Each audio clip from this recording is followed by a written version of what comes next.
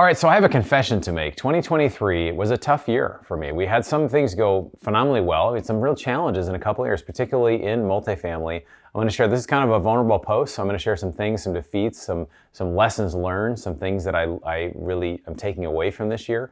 And multifamily is very challenging, particularly for value add, anything with bridge debt, some lessons I learned. And one of the most important things I come back to is that life is 10% what comes at you, right? It's 10% what happens to you and 90% what you do with it. So it's most important that you learn. You know, we talk about this behind me. The best investment you make is in yourself. It's in your own education. It's in your learning. And so I want to jump into it. So let's jump in. All right, so if we haven't met, my name is Bronson Hill. I'm the CEO of Bronson Equity. We've got our $200 million in multifamily. We work with investors like you to do alternative assets that create cash flow, such as car washes, ATMs, oil and gas, things like that. And I'm the author of this book behind me, Fire Yourself, How to Replace Your Working Income with Passive Income in 3 years or less. So what happened this last year in 2023? Well, some unexpected market shifts, right? There's some things that happened. We saw the fastest increase in interest rates in over 40 years, right? Just interest rates went up. No one was really expecting that. It came up very quickly, and we saw some challenges from that, right? We saw valuations start to come down. I mean, there's some areas where a lot of large multifamily valuations are down 20 to 30%. In some areas, it's over 40%. We have an area where we own where it's 40% down. So if you put 20% down and your property's down 40%, and maybe you've done some renovations, you're still negative on the equity, right? Real challenging. And so that's something we've seen. We've seen some operational issues at times with property managers, some increased costs,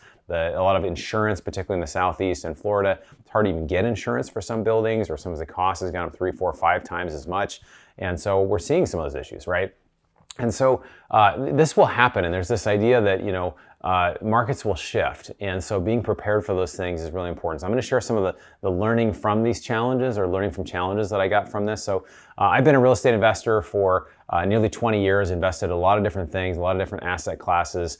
But one of the lessons I've learned is to be cautious in going into partnerships, whether you are a passive investor or you are a general partner. And I have this theory: you don't really know somebody until you do a deal with them, right? You really don't know their values, who they are. They can say different things, but when actually there's any challenge that comes up in a deal, there's challenges in every deal. At least in my experience, every single deal, there's things that come up, and you get to see how somebody does under pressure, how they do under fire. Are they accusing? Are they blaming? Are they supportive? Are they helpful? All those things are really important. So we've taken an approach where we're just very cautious to get into partnerships with anybody we're doing deals with, even as a passive investor, or deals we bring to our group. So that's something that I've learned, and also looking at new assets and just new things. Whatever the thing is, if something can go wrong, like the rates rising, it probably will, or it could happen. Now, the challenge I've realized in myself and other people is that when something goes wrong, I tend to blame other people. And I've seen some investors just where they blame. They say, oh, this has happened, and it's your fault, or it's this fault, or it's the market's fault, whatever. But the problem with that is when we blame, we don't do any learning, right? If I'm pointing the finger, it says, if I point the finger, I've got 3 pointing back at me, right? But it's the idea that, like, when I blame, I don't take responsibility for that. Well, I chose to invest in this, right? I can choose, like, what do I need to learn from this so that I don't repeat this, right? And so I think that's where, it's really valuable. I've realized myself, just in life, I've had to go through some things a couple or a few times or more just to get the lesson of what actually I needed to learn.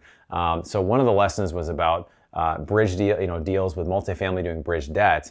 And my cousin Wes, some of you might know Wes, amazing guy, has a large portfolio, and he has only done, over the last 30 years, only done fixed rate debt. And he's done very well. He's never had, he's been lower levered, not super levered, and so he's just been more cautious to expand. But he's been very successful and hasn't had a lot of setbacks because he's done it very conservatively. So that's been a takeaway for me, is that I want to only do fixed rate kind of deals going forward when it comes particularly to multifamily deals, right? Because those right now are doing just fine, a lot of them. So there's still some operational issues for other things, but in general, it's a much safer way to go. So moving forward, how do you move forward from there? Well, I've talked about this before. I've talked about it a lot. I think it's a great time right now for commercial real estate, particularly for multifamily, because it's the idea of being greedy when others are fearful. There's a lot of fear out in the market. And if I'm somebody who's willing to look at it, my buying price on a property is fixed. If I'm down, the valuation's down 20, 30, 40%, it's a great time to buy. Now, the rates can be higher, but rates can be adjusted later, right? You can't change the buying price, but you can change the rates, and where there's talk of rates coming down. So I think there will come a time in the next couple of years to say, man, this was really actually a great time to buy right now. So we're looking at cash flowing assets as well. That's another learning we're doing. We're looking at ATM machines, car washes, businesses, oil and gas. We're so excited about this stuff because it cash flows, and that's we have not seen a lot in real estate these days. Is a lot of cash flow. And so again, also having some diversification, not being too in one or two assets, but being across a number of them, but not too many. You know, Buffett talks about diversification is foolish if we're too widely diversified, right? If we don't know what we're doing, that's okay, but if we know what we're doing, that's probably not as good, because then it will limit your losses, but also limit your gains as well, and it'll kind of be the market, or it'll be mediocre. So I want to share this quote for you from Henry Ford. He says this, he says, "The only real mistake is the one from which we learn nothing." The only real mistake is one from which we learn nothing. So very successful people that I respect a lot, that you respect a lot, you see a lot, they're always learning. You look at Elon Musk, you look at Warren Buffett, you look at Mark Cuban. These guys are always reading, they're always learning, they're always trying to grow.